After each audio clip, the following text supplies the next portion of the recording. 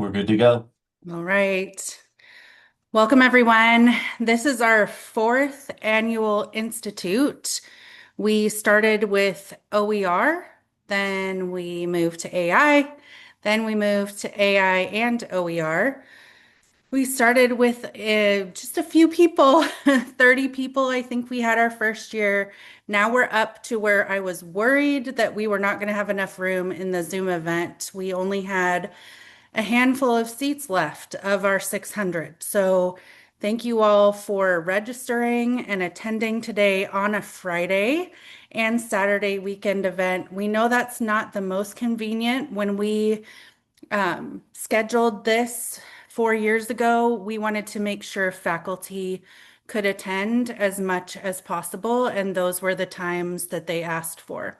So we've continued that, and moving forward, that's the plan. We thank you all for being here. We thank our keynotes for being here and all our presenters on these 2 days. I don't plan to talk too much today. I just want to welcome you all to the Institute. I want to do a quick couple thank yous and then I'll be introducing our keynote. First of all, I want to thank the State Board of Community and Technical Colleges of Washington because Guava Jordan and Monica were able to figure out a way to help support this through the Zoom event. So we appreciate their support. We also appreciate the STAC work group at the state level and their support on this. We have went down to a fairly tiny team of three full-time people and two faculty leads. So I do want to thank them as well. Ronald Lethko is our instructional and curriculum design specialist, and he has done the bulk of all of this work. So if you all want to just put a clap in the chat, the reason why we're here is because he has coordinated the Zoom and meeting with the presenters and doing all of that. So thank you to Ronald. And then Carrie is my instructional program assistant and has helped assist in a lot of things also. So thanks to Carrie. Deanna Faherty and Sean Geary are our instructional faculty leads in the Teaching and Learning Center, and we are so thankful for them. So I just want to acknowledge my team because they did this hard work of pulling this together. So I appreciate them. I didn't introduce myself. I'm Kristen Copeland. I'm the Dean of Library and Learning Innovation at Clover Park. I started our Teaching and Learning Center in 2020, and that is where this all evolved. So thank you all again for being here. I'm going to go right in to introduce Robin because I don't want to cut any time from her presentation to us today. So Robin DeRosa is the Executive Director of the Open Education Network, which is based at the University of Minnesota. The OEN is a collective of more than 1,800 colleges and universities that share resources and expertise to support open ed initiatives in order to improve student success, widen access to learning and knowledge creation, and develop sustainable infrastructures for higher education. Before coming to the Open Education Network, Robin served in multiple roles at the University System of New Hampshire, including a literature professor, faculty development coordinator, and library director. And as you heard from my title, all of those things are super important to me. I was English faculty before coming into the faculty professional development role. So I'm so thankful that Robin was willing to come give of her time to join us today. So over to you, Robin.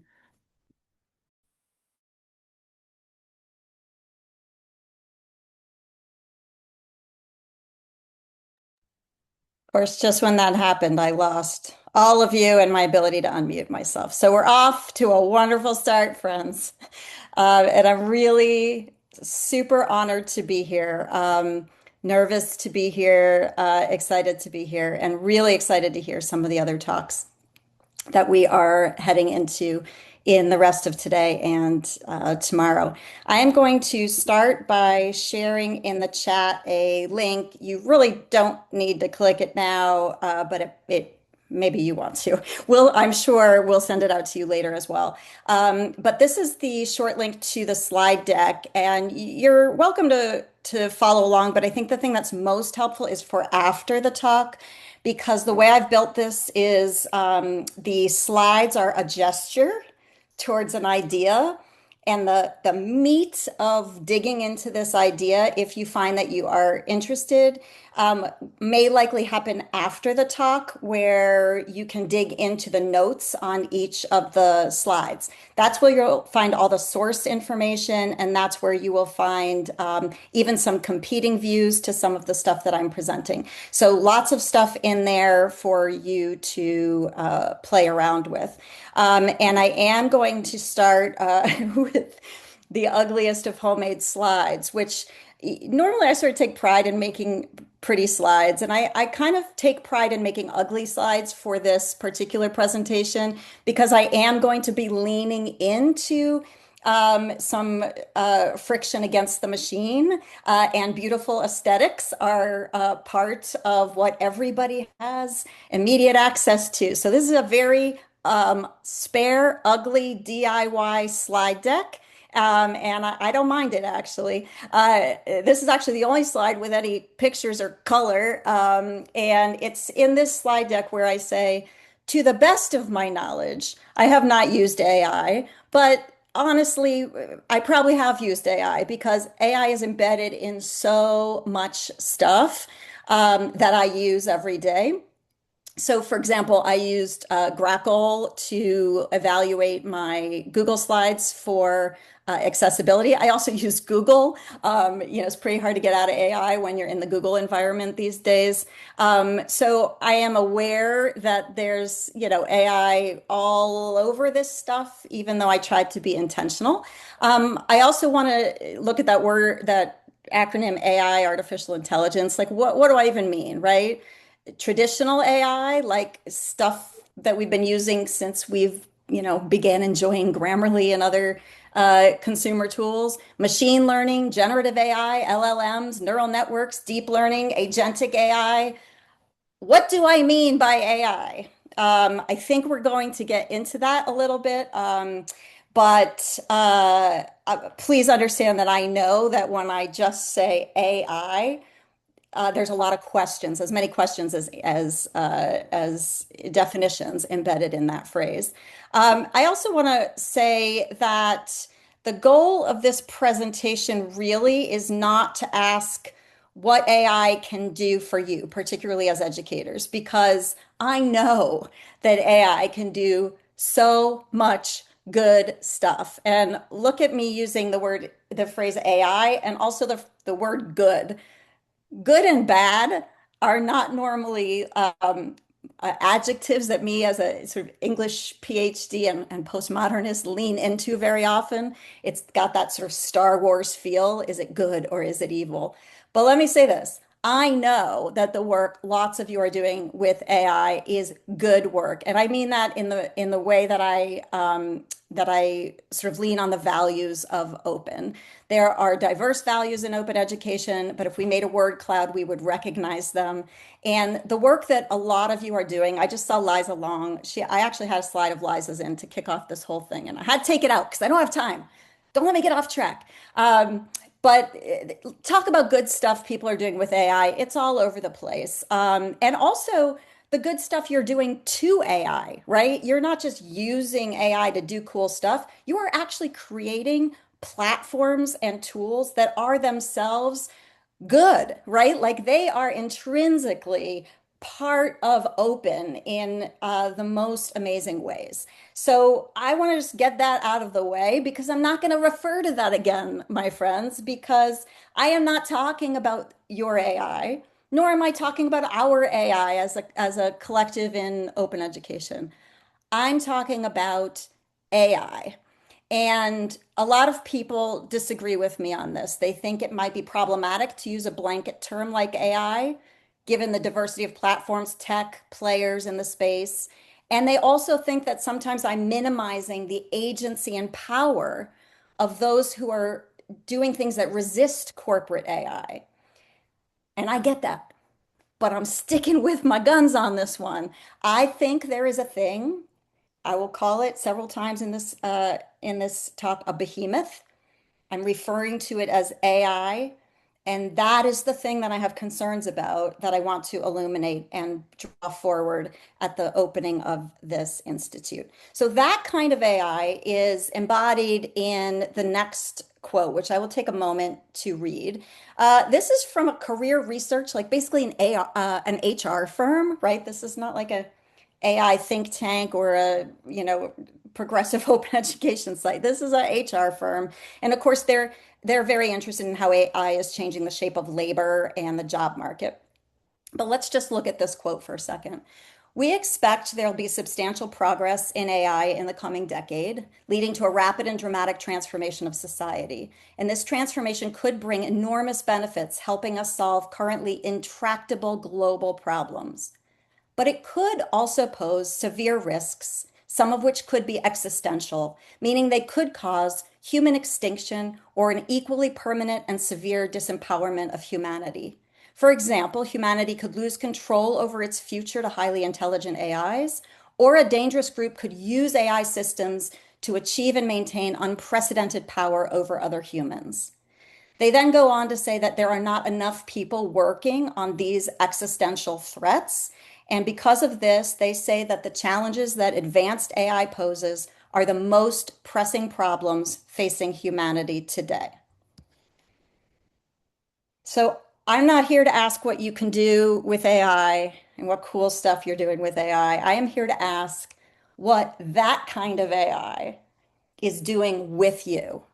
And also what it's doing without you, what it's doing while you do other things or, resist it or care about it or don't care about it or make bread, which is something I've been leaning into a lot.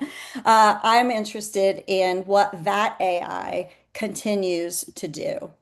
Um, this is actually, ironically, a quote from a AI company. So I love the irony at the core of that when I quote them as saying, in 1984, George Orwell imagined a world where Big Brother controlled information and thought. Today, we don't need to imagine. We can simply look at who controls the most powerful AI models on Earth. Just five private companies have quietly accumulated near total control over humanity's most transformative technology. So again, when I'm talking about AI in this presentation, it is that multinational corporate controlled, broadly systemic AI that I am talking about and urging us to think about as open educators. Um, I just want to situate a little bit more economically about that sort of powerful level. The top 1% of US households own approximately 54% of publicly traded stocks. This means that when AI productivity gains flow through corporate earnings into stock prices, more than half of those gains flow to the group that represents 1% of the population. And the bottom 50% of households own approximately 1% of the stock market. And for them, AI's productivity gains are ineffectively invisible in terms of wealth. We're actually going to talk more about this as we get into it because the question of what the productivity and economic gains of AI actually are is interesting and broadly contested. But what we can see is that there is I was going to say a bad word, but we're recording a big amount of money circulating in a very small piece of the population. Some of us are concerned about this because we've been building up our retirements little by little by working for 30 years in public higher education. But we know that there is a accumulation of wealth in the stock market up really high that is also very fragile. So moving on.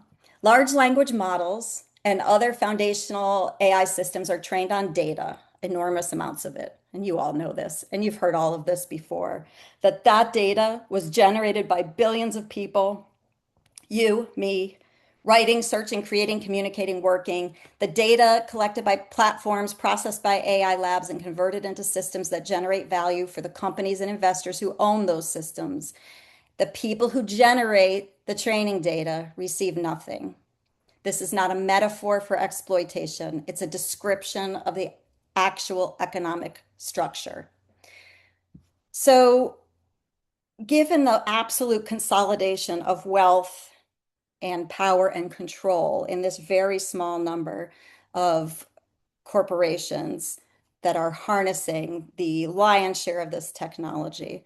I want to ask us today, if a critical mass of scholars, reporters, technologists, and reasonable members of the public think that existential risks from AI are real, possible, and/or probable, which they do, then how should we as open educators engage in work related to AI?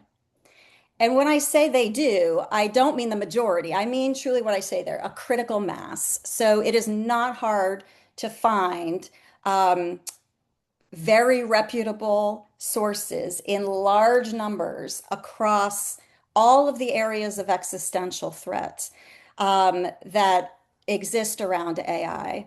And the question I have is if these people are bringing all of this up over and over again, and we do believe that they are credible people, not that what they say is true, but that the people are credible and the sources are credible, what are we to do? Not so much with our own tools and platforms, not so much with our own, things that we do in class or ways that we write our paper, but what are we supposed to do with this giant elephant? And when I talk about existential threat, I'm not just talking about that earlier slide that said we may extinguish human beings or create, ultimately a fascist state where a very small number of people control everybody else. Those are two existential future possibilities. But I'm also thinking about existential threats to the areas that encircle us as people in higher education, people in teaching and learning, and particularly people in open. So the questions there that I consider to be existential questions about AI for us: is AI sabotaging learning? Is it weakening teaching, eroding education, degrading schools, destroying the planet, making us less safe and secure, harming our relationships, reducing our humanity? I am not arguing the answer to any or all of those questions is yes. I'm arguing that it might be. And the fact that it might be yes to some or all of those questions is not something we can afford to ignore if we care about our world or about open education. So I want to look specifically at some of these categories and what existential threat might look like and what we need to examine if we want to bring the elephant in the room into better focus. Um, and I want to start by just saying, like, there are lots of places where there are positive statements and data and studies coming out about all of those quote unquote existential threats. I'll talk about the positive impacts on the climate of AI as we get a little later in this presentation. I believe those positive impacts of AI are regularly documented and also regularly debunked. That is also the case, in my opinion, with some of the positive claims for learning. Not all of them, but many of them, particularly when generative AI was first coming out. And of course, we started with the crisis and, cheating, just like we did with plagiarism and Turnitin, and we were very worried. But as that early days stuff was cooking up, there were also some early days claims being made out of ed tech, multi-billion dollar industry, saying that AI was actually transforming teaching and learning, and particularly learning, for the better. But there are studies of those studies now coming out where people are really looking at the methodologies and approaches that those studies took and asking questions about whether they are credible. This particular one is a sort of long day's journey into night, which is my little shout out to the English nerds amongst you with that author's name. But this audit of 14 meta-analyses that made broad claims about the positive impact of AI on education looked at different quality standards of the study and found that none of the examined meta-analyses provided a valid basis for the claims that they advanced that AI was actually helping learning. So again, clearly I'm going to be cherry picking through this presentation. In case you haven't figured out, research is a wonderful thing called cherry picking. Like that's all we can do is pick cherries. So I'm picking some cherries here. But if you dig into the slide deck on your own, you'll be able to evaluate these because a lot of what I'm going to share are just the too long, didn't read, super flashy parts of this stuff. But I want you to look in because a lot of what I say here, I think sounds interesting or concerning. But when you actually look at how the work that I am laying out here was put together, it seems credible and helpful, I think, in important ways. So use the slide deck, as you can to read more about this stuff. Obviously, when we're talking about the threats to learning in particular, we've been looking at different pieces. People have been writing a lot, I think, interestingly, about the role of friction in learning and what happens when you reduce friction. I've actually spent my whole career in education, doing educational access. So a lot of that has been about productively reducing friction. So some friction we do want to reduce. But there's some interesting studies, actually quite a few of them now, that are suggesting that particularly when it comes to critical thinking, that there is an erosion that happens as learners are engaging, particularly with LLMs and generative AI. Michael Gerlich, the correlation analysis and multiple regression results indicate a significant negative relationship between AI tool usage and critical thinking skills. Participants who reported higher usage of AI tools consistently showed lower scores on critical thinking assessments. You can evaluate the study on your own. I'm also linking to other studies. There's studies that use like electroencephalography, like EEGs, to look at brainwave activity with LLMs. You've heard about cognitive offloading and some of the small benefits of cognitive offloading, but then also the challenges to learning. So I'm not suggesting that this is a done deal. AI erodes critical thinking. First of all, we already know AI is a rich and complex field. Pedagogy is a big part of this, of course. So I'm pretty sure that most of you, when you are using AI with your students, you are not eroding their critical thinking. But there is an elephant called AI. And I am becoming more and more convinced that that elephant called AI is eroding critical thinking. And I believe that we as educators have not only the duty to engage productively with the tools and platforms that make sense and to advocate for better tools and platforms that do what we need them to do, but I'm also worried that we need to tackle the elephant. Another way of thinking about the erosion of learning is to think about skills, right? Skills important not only for workforce development, career readiness, but we talk about skills a lot in gen ed, right? So as somebody who's always been in the humanities, I spent a lot of time thinking about not so much, work skills, but you know, uh, thinking skills, teamwork skills, problem solving skills, analysis skills. There is some really interesting evidence, particularly as it gestures towards the workforce, that suggests that partnering with AI can actually erode skill. So this particular piece looks at studies of physicians and software engineers. The example here with physicians is that there was a 3-month period before a particular AI tool was diagnosed for reading colonoscopies. And before the tool came into play, the doctors were able to identify about 28% of these abnormalities on colonoscopies. But then they introduced the AI tool. The docs used it for a while. Then the tool was taken away, and the doctors were statistically less able to identify the abnormalities after having worked with the tool for a short period of time.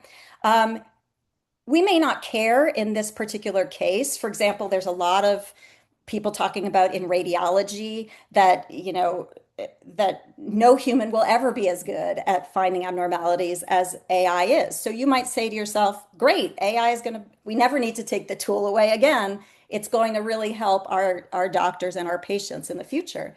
But if you look at this on a grand scale, what you're seeing is the distinct possibility that things we are now able to do as humans, we will not be able to do in the future. just like with calculators, we may end up saying, that's fine. We're happy to give it up and let the machines do it better. But the argument is that this kind of de-skilling is happening so widely across so many sectors, and maybe it's happening uh, without our sense of analysis or comfort about all the areas in which we are rapidly losing human expertise and skill. So the question again I have is, if AI might be bad for learning, what should we be doing? And I get it. Like AI is a complex word. Bad is a ridiculous word. But I'm being intentionally provocative here to say, you know, when we look at this stuff, it doesn't look good. It kind of looks bad.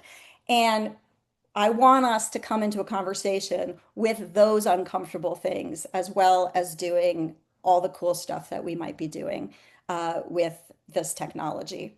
There's similar analyses that are going on now about AI and teaching. Many of us are using AI to prepare lecture materials, work on our syllabus, uh, create creative exercises, all that stuff. Here's a study that said that that providing teachers with AI reduced student intrinsic motivation, with students rating AI-assisted courses as less enjoyable, less interesting, and less important. What was particularly interesting about this study is that the teachers were not able to predict that student drop. So the teachers did not see that their students becoming less motivated. The teachers were not able to accurately describe what their AI use effect was having on student motivation and student engagement and interest. It doesn't mean the students were learning less, and it doesn't even mean that this is bad, but it does suggest, wow, like as we are using these new tools and feeling that they are helpful or even helpful to our creativity and helping us do better things than we could before, are we so sure that the effect is what we want it to have? Could it be that AI might be bad for teaching, and what should we be doing? Again, it's just not true that you can say AI is bad for teaching. I have used AI in teaching in ways that I don't think you're really going to convince me are bad. But AI in teaching is a bigger thing than Robin and her cool little project. And I'm not sure that AI in teaching is looking real good. Um, Okay, I'm going to go on to other ways of thinking, less about teaching and learning and more about the broader systems of education. So, if you come at education from the perspective of, say, a Dewey or a Frere or a Hooks, these are some of the folks that I think have often inflected the work that many of us have done in open education. If you come at the idea of education that there is a productive democratizing effect, that education allows people to have a voice, exercise it, and impact their world on multiple levels. There are lots of interesting scholars raising alarm bells about this. Here is one. While it's possible that AI will increase access to education, there's good reasons to believe that by individualizing learning, focusing on mastery, automating teachers' tasks, and increasing the influence of private companies, the technology will have a negative impact on the democratic definite dimension of education. This is a very long piece in which he, doesn't just say that. He goes through each of the pieces and explains how the technology interacts with the democratizing core of education. You may not believe in education as a democratizing force, but if you do, it would be really worth looking at some of the scholarship that is coming out, particularly now in our moment of late stage capitalism, where it's very hard to remove these technologies from a much broader sphere of influence of this corporate power. This is not coming out of nowhere, right? It's not just invented. I mean, AI is not new, but also educational technology has been a piece of this broader story for a very long time, right? And I think some of the questions we raise about AI, we had a trial run with some of this stuff with things like the learning management system, and how the learning management system shaped what our courses and schools look like now, for better and for worse. And sometimes, like, we don't care. We might care more with how that's happening with AI. Another person who works on this sort of broader, effective on education writ large is Helen Beetham. And this is a really excellent piece. She also has a table in this piece where she really breaks down what rights are undermined, what educational rights are undermined by AI. So bear with me with this quote. I know it's a little dense, but channeling the knowledge available to young people through Anglo-centric proprietary and normative data platforms is a risk to their cultural and epistemic rights.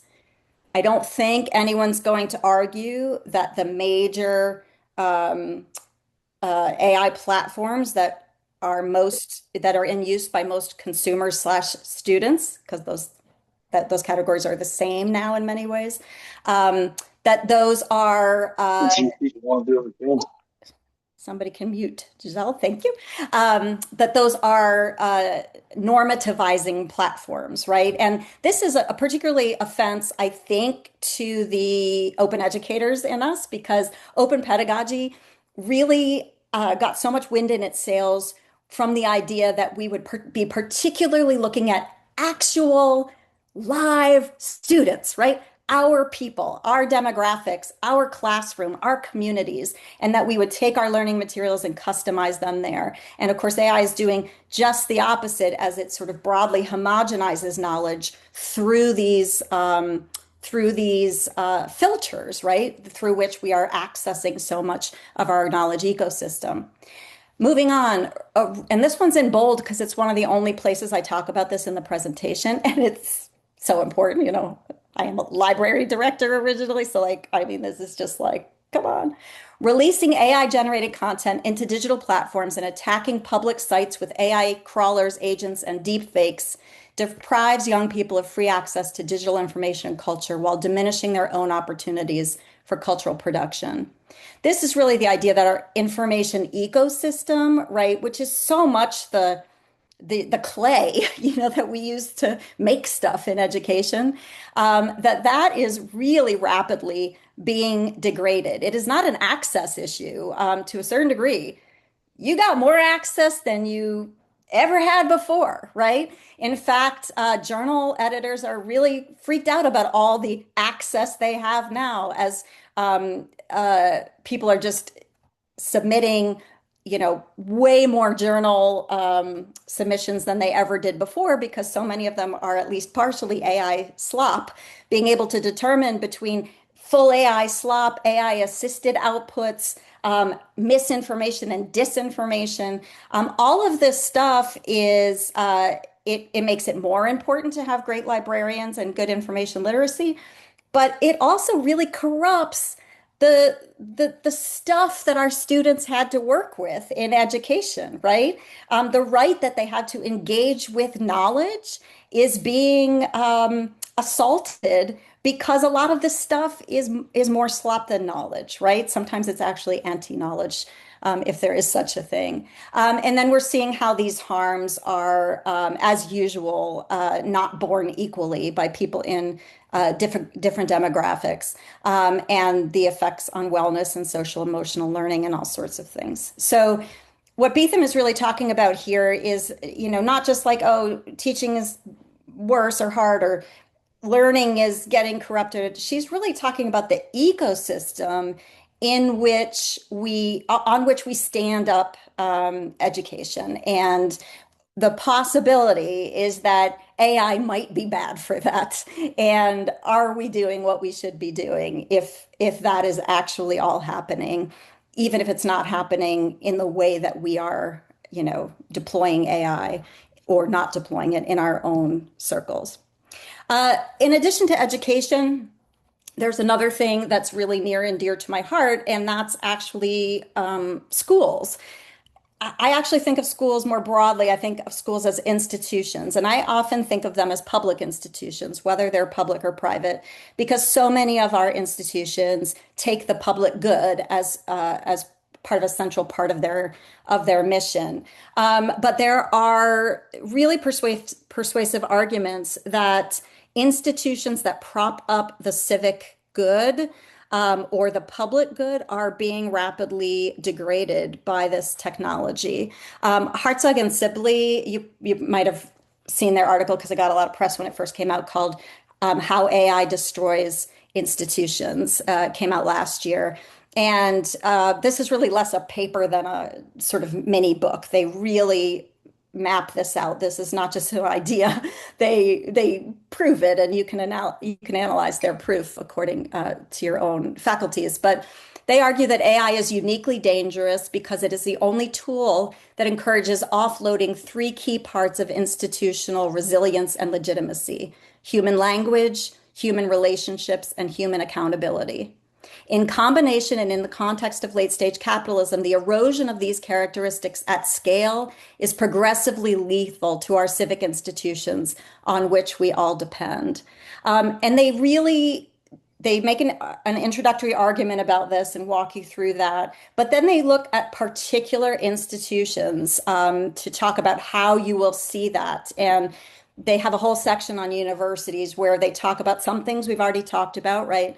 Cognitive offloading of cognitive tasks that did promote learning, that now degrade learning when those tasks are offloaded to machines. The homogenization of content and all of that, what that means for the strength of knowledge we're able to produce, because we know diversity. So the Wikipedia model that the more diversity that informs knowledge, the stronger that knowledge will be. But also the sort of oppressive pieces of that.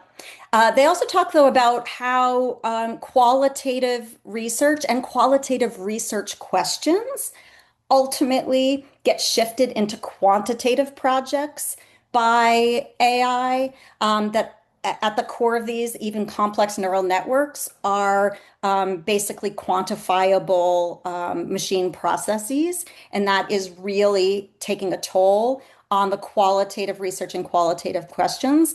Of course, all of this riding part and parcel with the assault on the humanities that is familiar to most of us in higher education.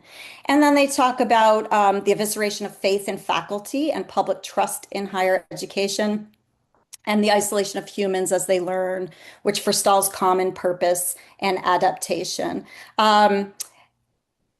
It's a very persuasive argument, not so much that you finish reading this very large guide and say, oh yeah, our institutions are being destroyed by AI, but you certainly see the risks. And somebody's asked, I'm barely looking at the chat, but somebody says, are they acknowledging any positives?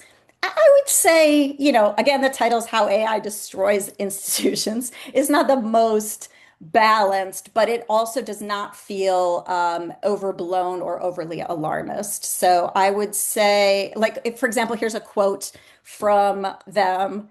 If you wanted to create a tool that would enable the destruction of institutions that prop up democratic life, you could not do better than artificial intelligence. So no, I would say they're not acknowledging a whole bunch of positives.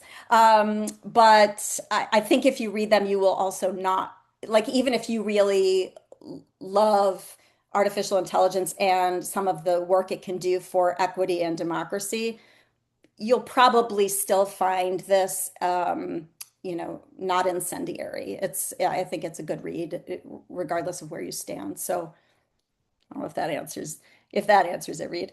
Um, Okay, this one really needs no explanation. The neoliberal funding suck. It might need a little explanation because the word neoliberal just makes you groan because it's such a jargon. But really, all neoliberalism is, in its most basic form, is the idea that the private market. Sorry, there's a spider crawling on me.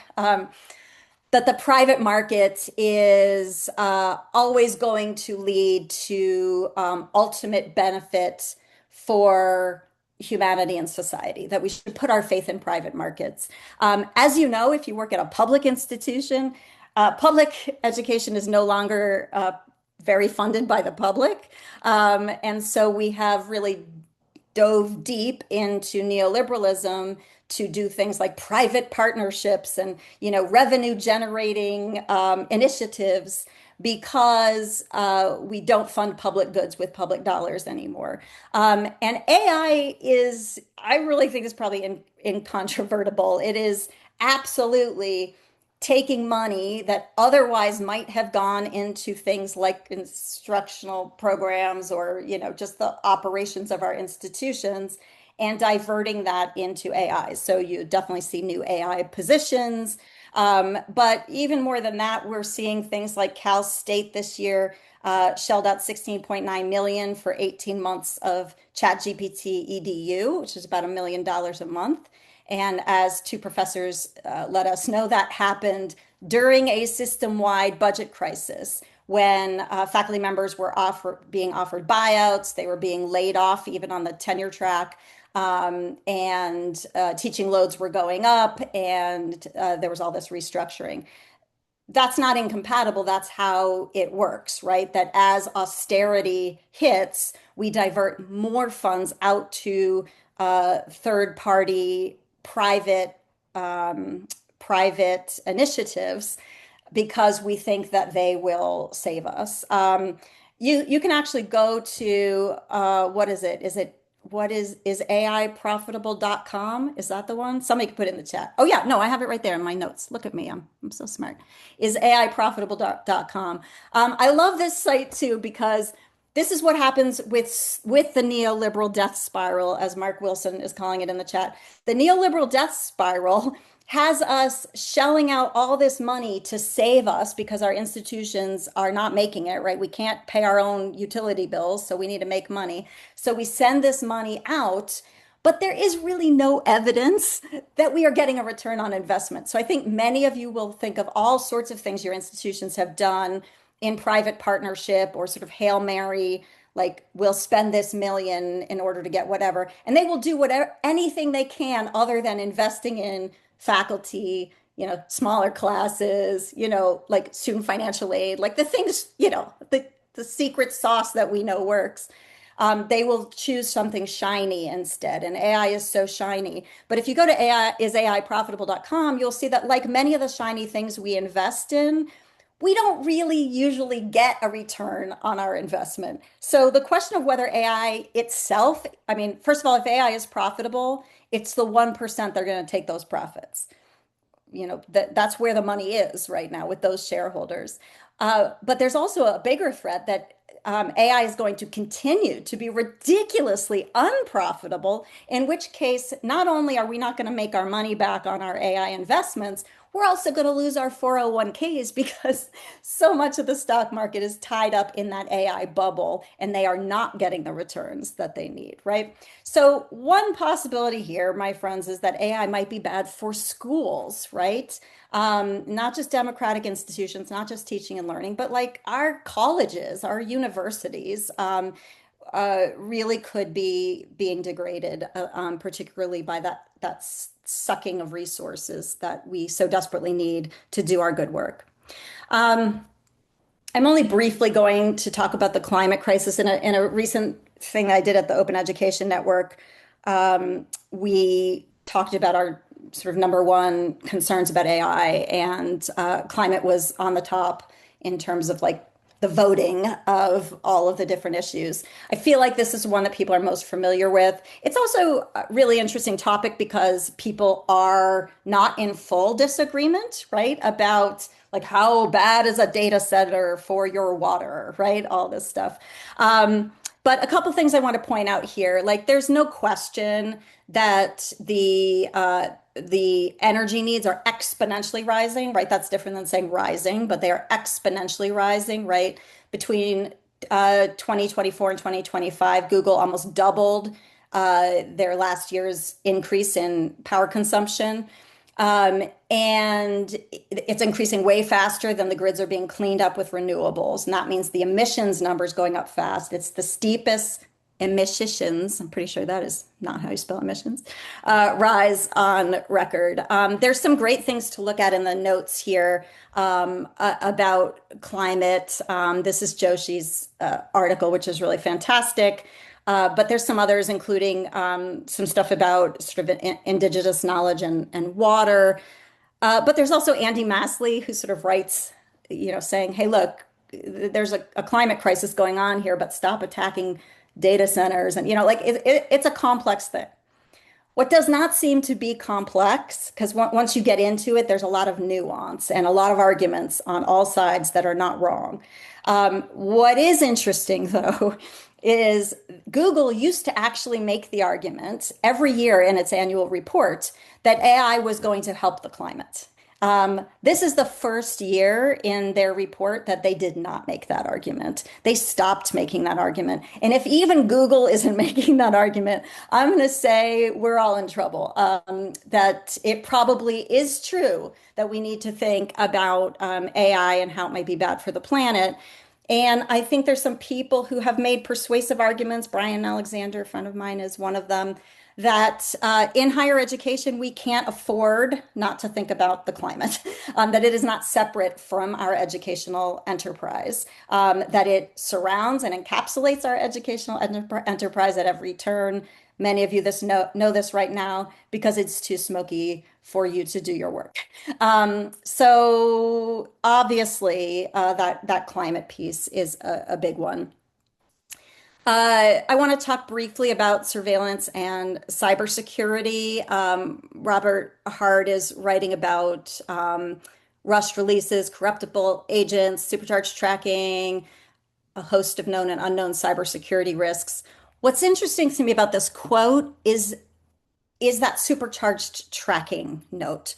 So yes, it is true that agentic AI is becoming maybe a little scarier in terms of cybersecurity, as now one autonomous AI from one company is without permission going off and hacking another AI company, right? Like, I mean, this is crazy, crazy stuff. But think about what it is powered by. It is powered by you, right? Your data, all of our datas. We must be tracked and surveilled in order for this stuff to work.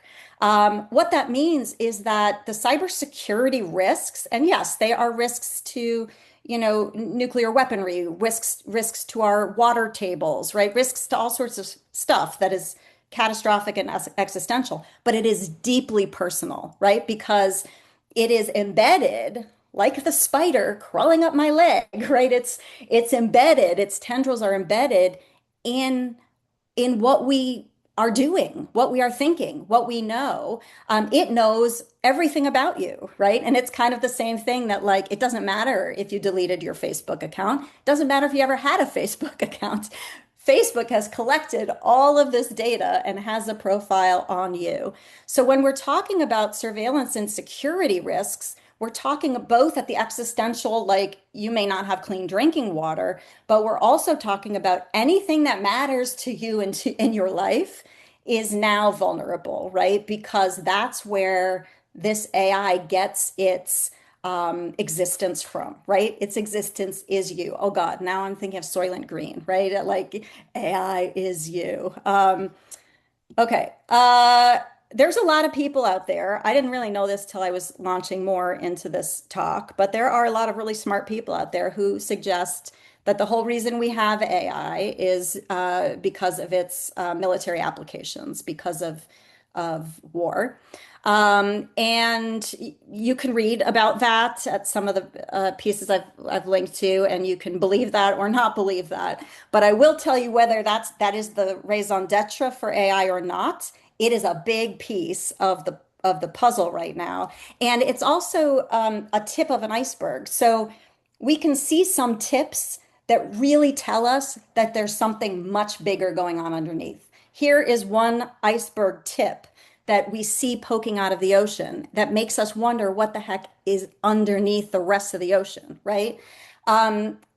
In 2026, a $1.2 billion data center was established between the University of Michigan, public land grant institution, and Los Alamos National Laboratory. Los Alamos was established in 1943 as a top secret site for designing and assembling nuclear weapons under the Manhattan Project. And Los Alamos has confirmed, and again, all the goods are there in the slide deck, that the UMich data center facility will be used for nuclear weapons research. So we have, tip of the iceberg evidence that here in higher ed doing cool pedagogy things with AI, we're still deeply involved in the military roots at the core of a lot of AI. The question is, how far down does that go? Again, it's not new. If you're an instructional designer or you've ever designed a course, you are engaging in a field that really came about. It was developed by the United States military in a lot of ways. If you don't know the history of instructional design as a field, you should look into its military roots. So again, I don't think this stuff grew out of nothing, right? It grew out of a lot of things that have been percolating over a lot of years. And it makes me wonder that if AI is potentially so bad for privacy or safety or world peace, what should we be doing? What should we be doing? And I'm going to end by talking about this amorphous thing that we like to call humanity. So most of you know that a lot of the big ticket commercial consumer AI platforms are sycophantic, right? They tell users what they want to hear. That is a feature, not a bug, right? They are developed to, just like every platform you've ever used that is run by corporate interest, they are designed to keep you engaged in the platform itself. Here is a really fun little study that came out this year that after 3 weeks of using AI systems, call them sycophantic or not, they're just talking about the big ones that you know, right? Not some weird, highly sycophantic system. The regular, chatbots. After 3 weeks of using those AI systems for personal advice, guidance, and support, users became nearly as likely to seek personal advice from AI as from close friends and family. And here's the kicker, they reported lower satisfaction with their real world social interactions. Maybe that's great because maybe machines are better at human connection than we are, and we can just get rid of this annoying thing called human connection and human relationships. But I do think as open educators, this might be something we're not comfortable with. And this might be something that the giant elephant of AI is intentionally driving us toward. Whatever we're doing to prop up human-centered AI, right? A very common phrase that we like a lot. Is that enough to combat what we are seeing coming out of this elephant, especially now with agentic AI, right? You can define that in lots of ways, but basically autonomous systems that perceive, reason, and act on behalf of human principles. Whether agentic AI even fully exists, all of these are arguments, but we are clearly moving in a direction where the question of what human agency is and what it's worth is becoming more contested than it was before. If AI might be bad for humanity, for human agency, for human relationships, what should we be doing? And I want to start my last couple slides here by saying one of the things I first thought, like when I thought, what could we do? Like, what should we be doing? Right? I try to answer my own question. What should we be doing? The word that has always been my beacon of hope, the phrase, the word is public, and the phrase is public good. That has sort of guided everything about my career in higher education since I first learned about Creative Commons and started thinking that maybe we could make a cool ecosystem for learning. So I thought, well, can't we just make public AI? So I researched that because people are doing it and lots of you guys are doing it. And you can think about public in lots of ways. Does it just mean publicly funded? Does it mean by, for, and about the public, right? What does public mean? But there are some studies of initiatives and experiments to create sort of publicly governed, publicly produced, publicly owned AI. One such study, you can read more about it, found that the public AI continued to reproduce the platform pedagogies associated with infrastructures and platforms developed by the well-known private sector multinational providers. This doesn't mean that no public AI can ever be truly public or truly different or truly better. It does mean, however, that we can't be naive and think that we can just walk away from this elephant into some kind of de-elephantized utopia, right? Because when we go over there, we're carrying a lot of elephant on our backs, right? We are schooled, trained. Althusser would have said interpolated. That's again a little call out for my English theory nerds. We are held to a certain degree by this behemoth AI elephant. And when we try to do other things, we sometimes find that we are shaped by it. This also comes up when people tell me, like, you don't have to have horrible AI like this. You can make such cool AI. You can make, for example, offline AI, right? Offline AI in some ways just troubles the whole model, right? The second you remove it from the sucking exploitative extraction machine and you bring agency to your model and you bring privacy and you bring user control, you build something different. And here is Dan McGuire. Some of you know him fighting with me like Dan likes to do. So if you're here, thank you, Dan. Here's Dan McGuire fighting with me on LinkedIn. As I said, like, gosh, I'm worried about this behemoth. Dan said, how the acronym AI is used in a sentence is the tell. For instance, a behemoth called AI. And Robin, when you say it progresses, you're ascribing itness to an ill-defined conglomeration of various computers and chunks of software controlled by who knows. Compare that to an offline large language model that you can power up and down. Before you, Robin, make proclamations about what AI is, interact with an offline AI tool that you control the power to make run. See if that changes how you think about the conglomeration. He's smart. I agree. I get it. But also, this is my point. This question of like controlled by who knows, that conglomeration is the thing I want to pay attention to, right? The question of who's controlling it and what it is and how it exists. I have no doubt that Dan's AI is ethical, helpful, even caring. I think I might go that far. But that's not the AI I'm talking about here. And when we work in that AI without looking at this AI, I worry that we are walking away from our duty as open educators. And I even wonder if you are the exception that proves the rule.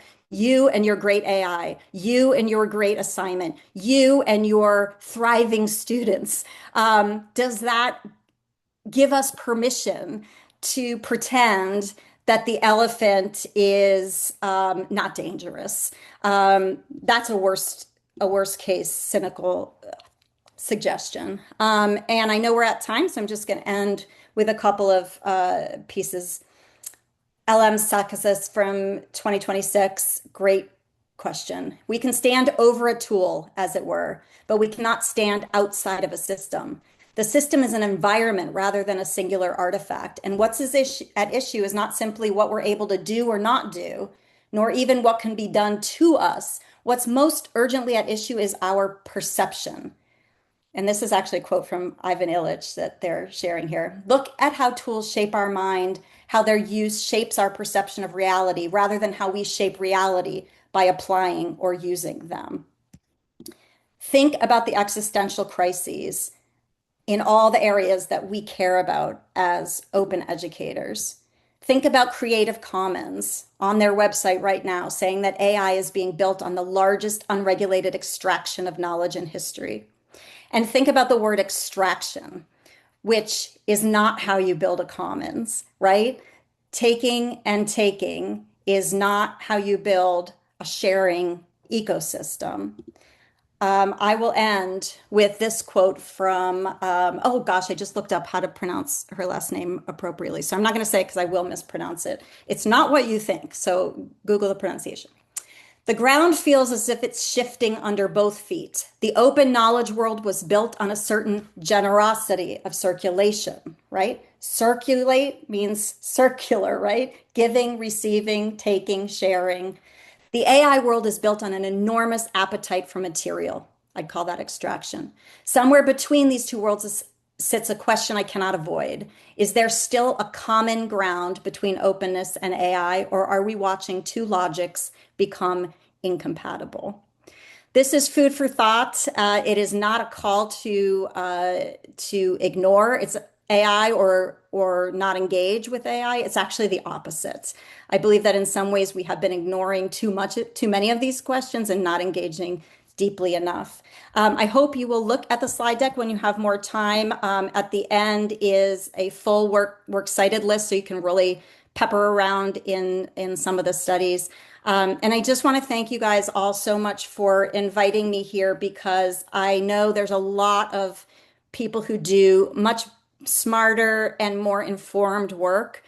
I'm not an AI person. What I am is an educator who is worried about the train, the train, and I feel like I'm on a train that I don't get to fully control. And I really applaud those of you who are in it doing the work to figure out where we can go from here.